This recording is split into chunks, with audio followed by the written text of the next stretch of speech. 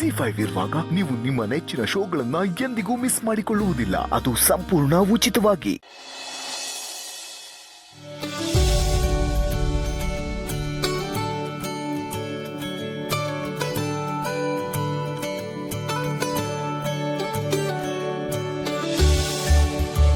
ನಾನು ಯಾರನ್ನು ಸೊಸೆ ಅಂತ ಒಪ್ಕೊಂಡಿಲ್ಲ, ಒಪ್ಕೊಳ್ಳೋದು ಇಲ್ಲ.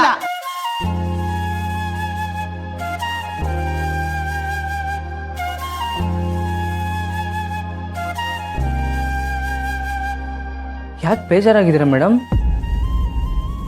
ಏನಾಯ್ತು?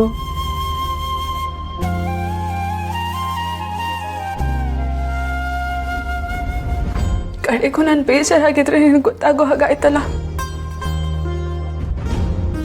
ನಾನು ಬೇಜಾರಿದ್ರೆ ನಿನಗೆ ನೋಡೋಕ್ಕಾಗಲ್ಲ ಅಲ್ವಾ ಸುಬ್ಬು? ಮೇಡಮ್ ನೀವು ಡಿಸ್ಟೆನ್ಸಲ್ಲೇ ಇರಿ.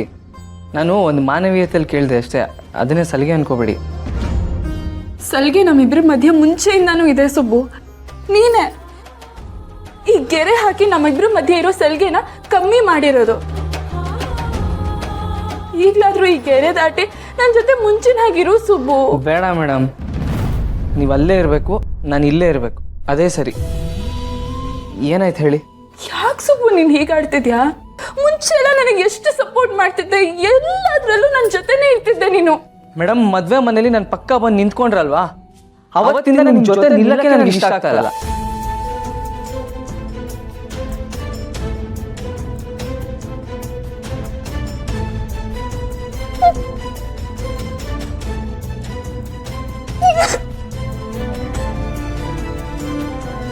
ರೀದೆ ಅವಳಿಗೇನಾದ್ರೂ ತಪ್ಪು ಮಾಡಿದ್ರೆ ಅವಳನ್ನೇನು ಅನ್ನಕ್ ಹೋಗ್ಬೇಡ ದಯವಿಟ್ಟು.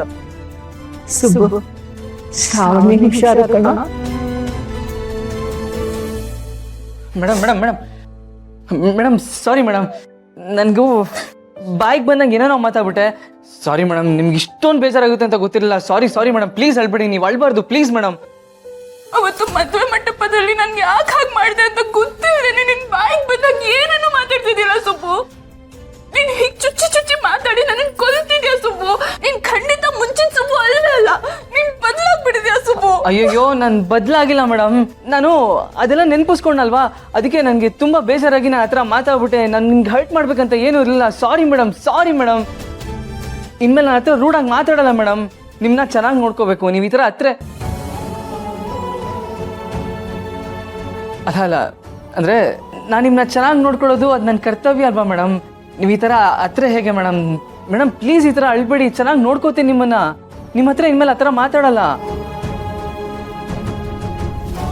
ಮೇಡಮ್. ಮೊದಲು ನಿಮ್ಮ ಜೊತೆ ಹೇಗಿದ್ನೋ ಇನ್ಮೇಲೆ ಹಾಗೆ ಇರ್ತೀನಿ. ನಿಮ್ಮ ಜೊತೆ ಹೇಗೆ ಮಾತಾಡ್ತಿದ್ನೋ ಇನ್ಮೇಲೂ ಹಾಗೆ ಮಾತಾಡ್ತೀನಿ. ಆದರೆ ಪ್ಲೀಸ್ ಅಳ್ಬೇಡಿ ಮೇಡಮ್, ಪ್ಲೀಸ್.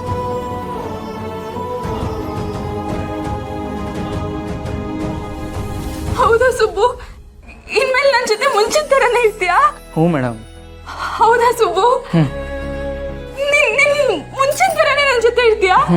ಹಬ್ಬ, ನೀನ್ ಇಷ್ಟು ಹೇಳ್ದಲ್ಲ, ನನಗಷ್ಟೇ ಸಾಕು.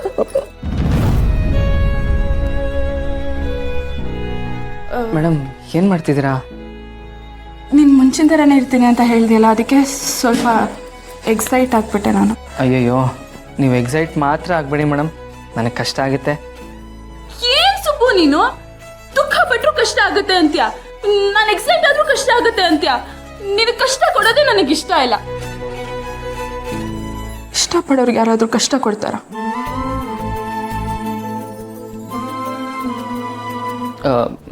ಮೇಡಮ್, ನೀವು ಏನು ಹೇಳ್ತಾ ಇದ್ದೀರಾ ಅಂತ ನನಗೆ ಅರ್ಥ ಆಗ್ತಾ ಇಲ್ಲ. ನೀವು ದಯವಿಟ್ಟು ಅಳ್ಬೇಡಿ ಮೇಡಮ್, ಪ್ಲೀಸ್ ಮೇಡಮ್. ನೀವು ಅಳಕ್ಕೆ ಹೋಗ್ಬೇಡಿ ಅಷ್ಟೇ, ಪ್ಲೀಸ್.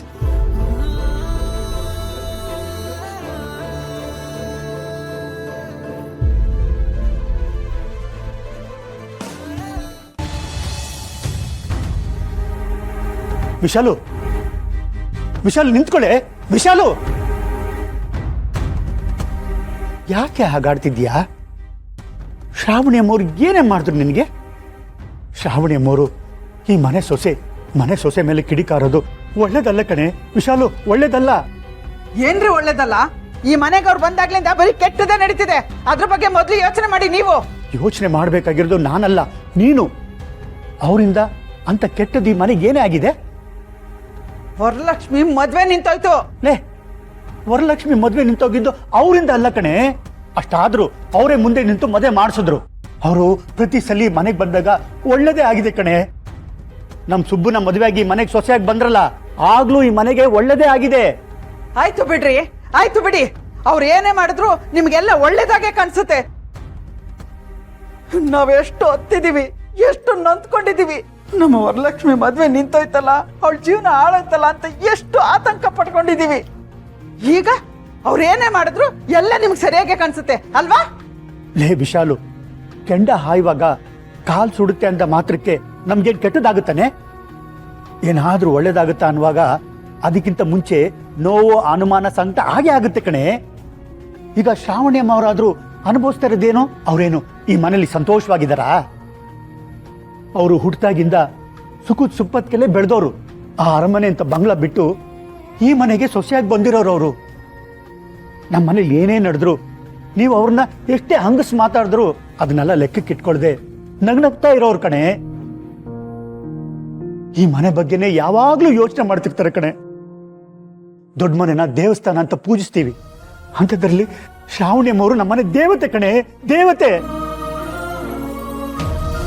ಇನ್ನೊಂದು ವಿಷಯ ಸರಿಯಾಗಿ ಕೇಳಿಸ್ಕೊ. ಇಷ್ಟು ದಿನ ಮಾತುಗೂ ನನ್ನ ಮಗ ನನ್ನಿಂದ ದೂರ ಆಗ್ಬಿಟ್ಟ, ನನ್ನಿಂದ ಕಳೆದೋಗ್ಬಿಟ್ಟ ಅಂತ ಗೊಳೋ ಅಂತ ಅಳ್ತಿದ್ಯಲ್ಲ, ಆ ನಿನ್ನ ಮಗ ಮತ್ತೆ ವಾಪಸ್ ಸಿಗೋ ಹಾಗೆ ಮಾಡಿದ್ದೆ ನಮ್ ಶ್ರಾವಣಿ ಅಮ್ಮವರು.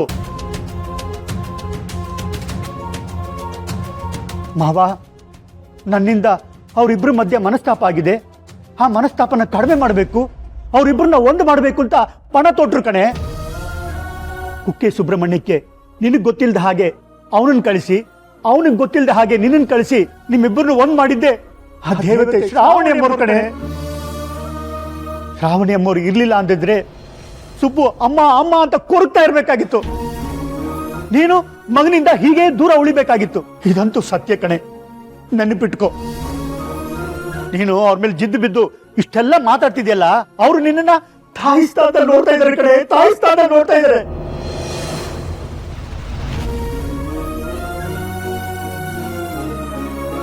ನಿನ್ನ ಮಗಳು ಮದುವೆ ಮಾಡಿಸಿದಲ್ದೆ, ನಿನ್ನ ಮಗನ್ನ ನಿನ್ನ ಒಂದು ಮಾಡಿಸಿದಲ್ದೆ, ಯಾವಾಗ್ಲೂ ಈ ಮನೆ ಸಂತೋಷದ ಬಗ್ಗೆನೇ ಯೋಚನೆ ಮಾಡ್ತಿರ್ತಾರೆ ಕಣೆ. ಲಕ್ಷಾಂತರ ಜನಕ್ಕೆ ಕೈ ಚಾಚಿ ಕೊಟ್ಟಿರೋ ಮನೆ ಕುಡಿ ಅವರು. ಆದ್ರೆ ಈಗ ಒಂದು ಬೊಗಸೆ ಪ್ರೀತಿಗೋಸ್ಕರ ನಿನ್ನ ಮುಂದೆ ಕೈ ಚಾಚಿ ನಿಂತಿದ್ದಾರೆ ಕಣೆ. ಇಷ್ಟು ಹೇಳಿದ್ರು ಅವ್ರ ಮೇಲೆ ಪ್ರೀತಿ ವಿಶ್ವಾಸ ಬರಲ್ವಲ್ಲ? ನಿನಗೆ ಮನುಷ್ಯತ್ವನೇ ಇಲ್ಲ ಕಣೆ. ಕಲ್ಲಾಗೋಗಿದೆ ಕಣೆ ವಿಶಾಲಿ ನೀನು. ನಮ್ ಶ್ರಾವಣಿ ಅಮ್ಮವರು ತಾಯಿ ಇಲ್ದಿರೋ ತಬ್ಲಿ ಕಣೆ. ನಿನ್ನಲ್ಲಿ ತಾಯಿ ಪ್ರೀತಿ ಹುಡುಕ್ತಾ ಇದ್ದಾರೆ, ಆದ್ರೆ ನಿನಗೆ ತಾಯಿ ಹೃದಯನೇ ಇಲ್ವಲ್ಲೇ. ಏನಾದ್ರೂ ಮಾಡ್ಕೋ, ಹೋಗು.